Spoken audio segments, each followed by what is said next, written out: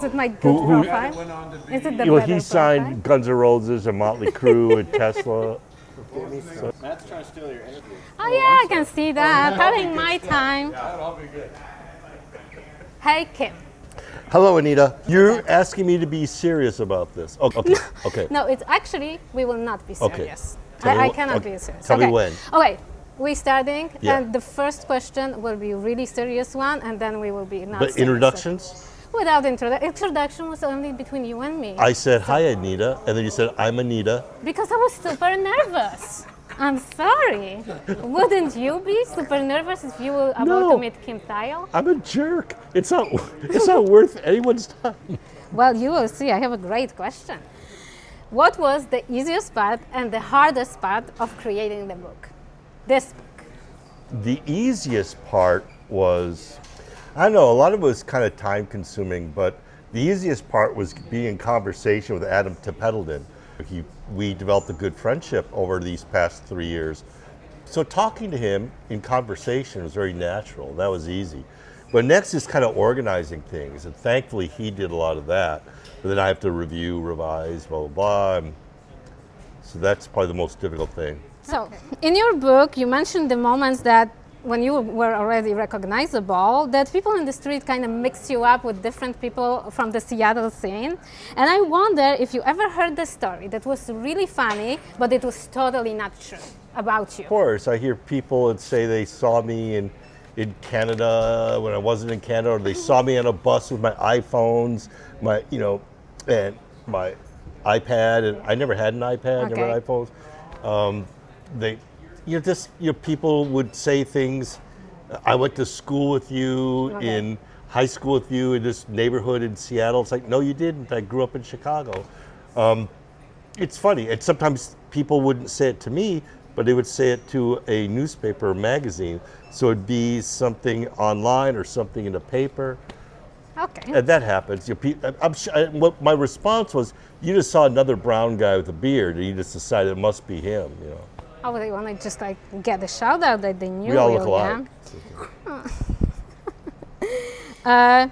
Next question, because we are in the record store. If you were going to gift somebody an album, what it would be your pick, like something that they have to have in their collection? There was one right here that I was going to show you, and now so it took it away. But it was the best of Sly and the Family Stone. I think everyone should have that record. This is amazing. There's a riot going on, the live album, and you get this, the best of. It's perfect. You get the amazing bass playing of Larry Graham, who kind of developed the popping technique. You get the song "Thank You for Letting Me Be Myself Again," which Soundgarden covered at a John Peel session in like 1989, and everything on here is amazing. The bass lines, the riffs, the vocals. It's summer, man. The whole thing is summer. If you were a closer, what would be your walkout song? What would your walkout song be? Well, I'm rarely moved by simply visceral music.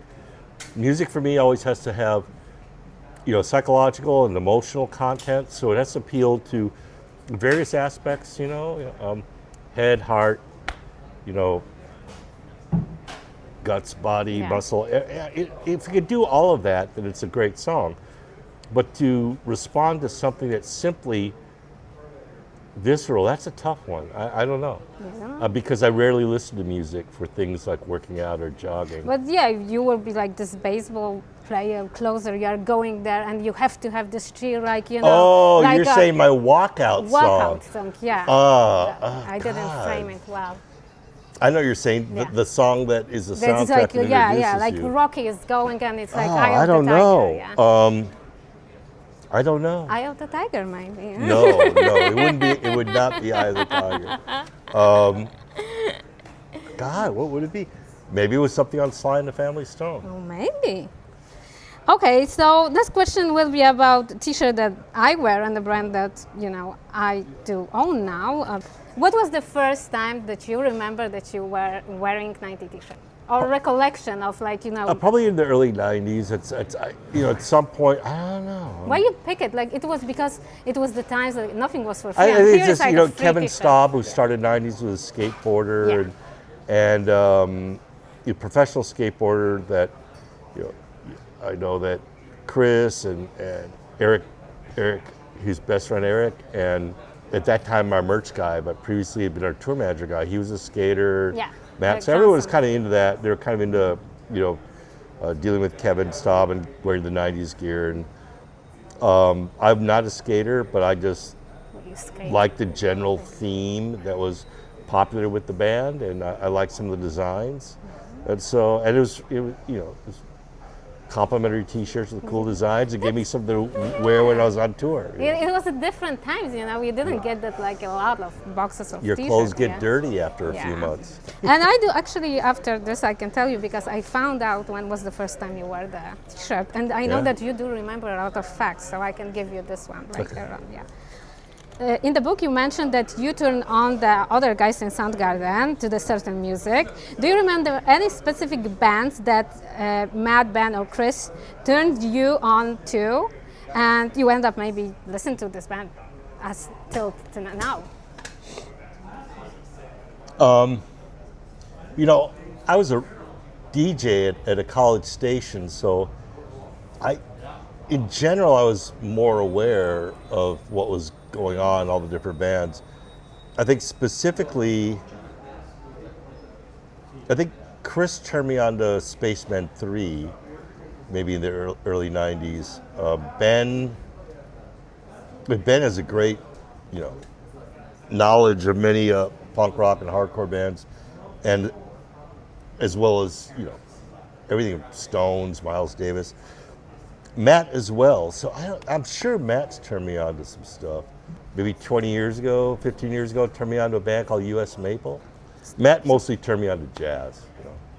But my best friend was also turning me on to jazz since I was a teenager. So. How about Hero? Did he had anything specific? No, because I knew most of what. Maybe in the early, when Hero and I were moving out here, he kind of liked things like The Cure and U2 and Echo and the Bunnymen. I think there's a couple Echo and the Bunnymen songs and Cure songs, like the song Primary by The Cure, Do It Clean by Echo and the Bunnymen. I first heard that on a mixtape that Hero had made for me. So yeah. So probably. We have it there. So these days people don't talk so much over the phone, they rather text, send you a quick message, but they also send you links. And these links can be like, something that they think, oh, you will be into it. So I'm wondering, what types of link do you get the most? This is like news, sport, music, cute dogs, or lousy Soundgarden covers? That's funny. I get all those. I probably get humor memes and then news links. Is this hardcore humor or like soft one? No, it's just memes. Usually it's political. So the reference is going to be generally political. It might be a New York Times cartoon. Oh, so you are a funny guy. Yeah, if they are sending you like memes, that means that they. Or they're funny guys and they want to share their insight. A book is a classic outlet to connect with your audience. So is social media right now. So now, when your book is out there, do you consider sharing your legacy further using modern social media channels like Instagram, for example? And I don't mean Soundgarden, I mean your personal one. Please, by the way, I, Kim Thayil, operate no social media. So any Instagram, Facebook, Twitter, blah, blah, blah, that has my name on it is BS. That's an imposter. Please be aware of that I don't do that. I do write content for Soundgarden, Instagram, and for New Dragons. But anything with my name on it is going to be complete bullshit. So I'm telling you, my friends and family and fans, no, that it's bogus. Okay, the next one will be funny, I hope. If you would be the one to choose new Pearl Jam drummer, who would you pick? If I had to pick the new Pearl Jam drummer? You are in the position of like, you are picking. Oh, no fair. Yeah.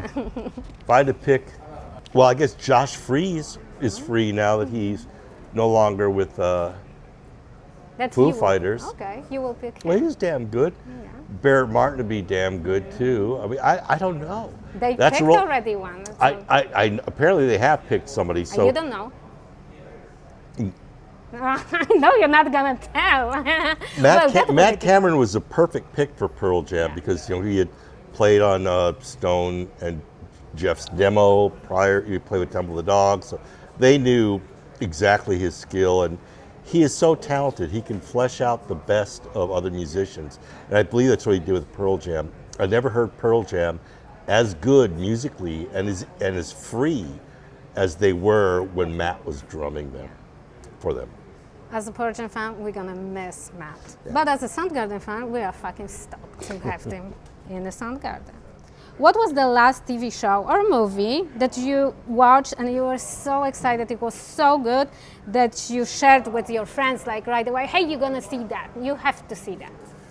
It would probably be a documentary that I would share with friends. There's so many good ones out there, and I'm sure I would just call my friends and go, dude, you got to check this out. It was great. What was the last one that you recall? That's a tough one to say. And by the way, my friends do the same thing. They see a cool documentary that's informative, and they share that information with me.